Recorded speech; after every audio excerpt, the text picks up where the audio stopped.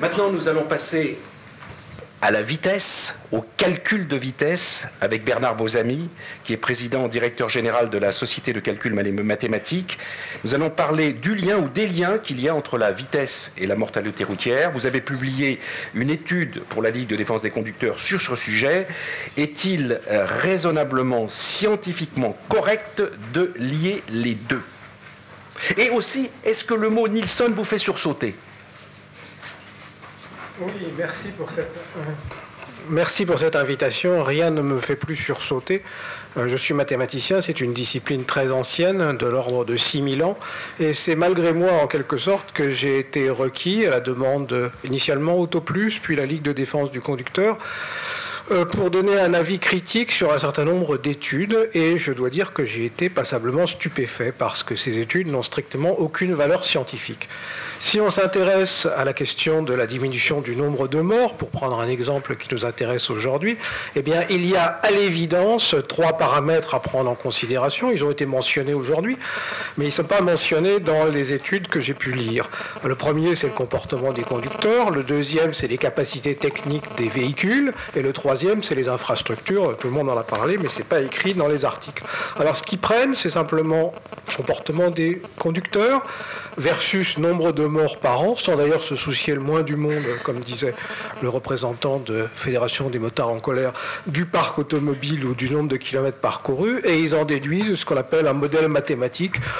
Pour eux, c'est simplement une formule qui lie quelque chose à autre chose. C'est une formule qui a été faite de manière complètement empirique, jamais validée, et qui n'a aucun fondement scientifique. Donc il y en a plein comme ça, et je ne savais pas que ça pouvait encore exister au XXIe siècle, mais apparemment ça existe, c'est publié, et ça sert à la base de décisions politiques. Donc on ne peut que le regretter. Je me regrette évidemment que ma discipline soit mise ainsi à contribution pour justifier des choses dans lesquelles nous n'avons aucune part. Mais ça n'est pas la seule absurdité, on en voit beaucoup. Par exemple, on a eu à se préoccuper, on a un travail que nous avons fait en partenariat avec l'école d'ingénieurs de la ville de Paris, le lien entre émissions de CO2 ou émissions de polluants et puis vitesse. Alors vous lisez quelquefois sur le périphérique des petites banderoles qui vous disent pollution, ralentir, à partir de tel seuil de pollution, c'est des associations, Air Paris, qui font ça. Et c'est une absurdité parce qu'il est bien évident que, mon voisin l'a dit tout à l'heure, la courbe en question, la courbe qui relie les émissions de CO2 ou les émissions de polluants avec la vitesse, est une courbe en U. Si vous êtes complètement coincé dans des embouteillages, vous émettez beaucoup de CO2, beaucoup de polluants et vous n'avancez pas. Et par conséquent, l'idée selon laquelle il faudrait réduire la vitesse pour réduire les émissions, cette idée, elle est absurde. Mais je veux dire, un enfant de 5 ans le saurait, le verrait. Alors comment se fait-il que les politiques ne le sachent pas? Bon. Je vais prendre d'autres exemples qui sont très récents. Vous avez eu récemment une décision d'interdiction de circulation pour certaines plaques, plaques paires, plaques impaires, et ça n'a duré qu'1 jour. Mais sur quoi était-elle basée? Quel était l'argument scientifique derrière? Mystère et boule de gomme, si je puis m'exprimer ainsi. Ensuite, vous avez la réduction de la vitesse sur le boulevard périphérique de 80 à 70 km/h. On en a parlé. Cette réduction est absurde parce que le boulevard périphérique est très sûr à 80, il serait aussi à 90. Et au moment où il est embouteillé, de toute manière, personne ne peut rouler à plus de 30 ou 40 à l'heure. Donc, sur quoi est-ce que ça a pu être appuyé? Quelles ont été les motivations pseudo-scientifiques qu'il y a eu derrière? On n'en sait rien. C'est assez extraordinaire. Je voudrais rajouter d'autres arguments, parce que ici vous vous limitez aux questions liées à la vitesse.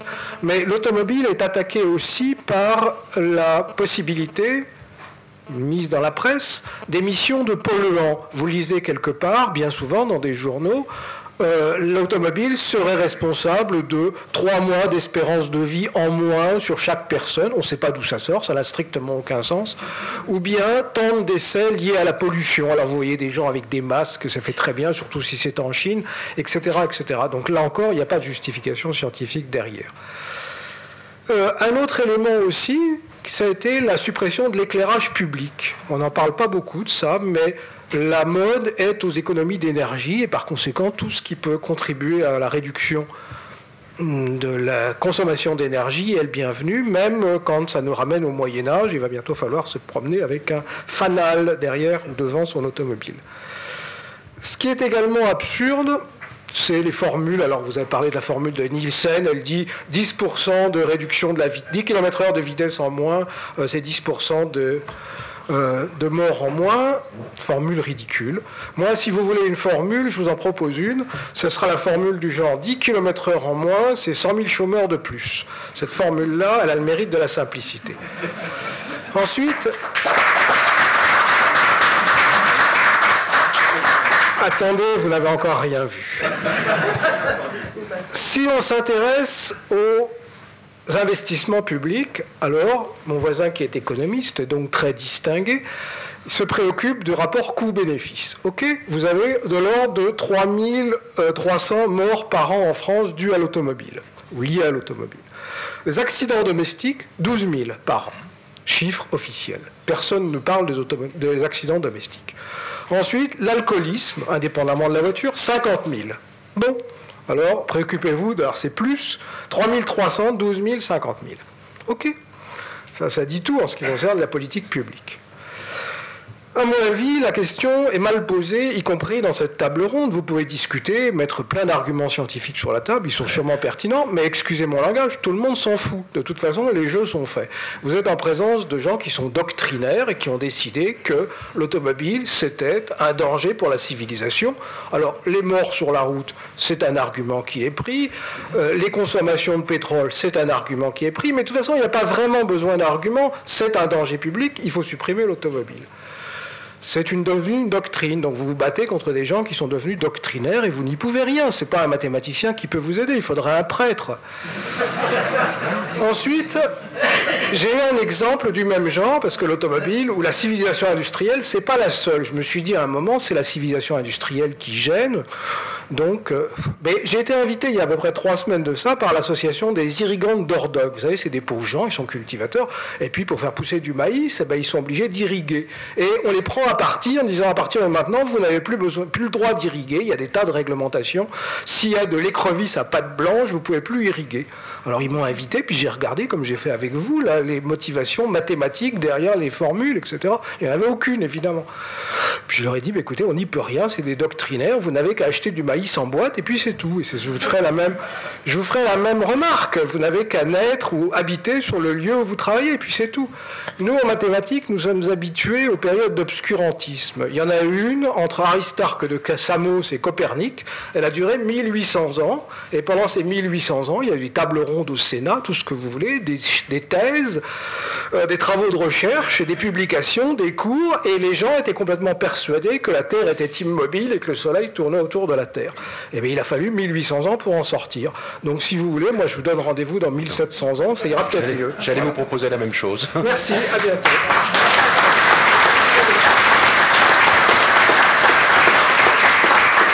Merci Bernard Bozamy.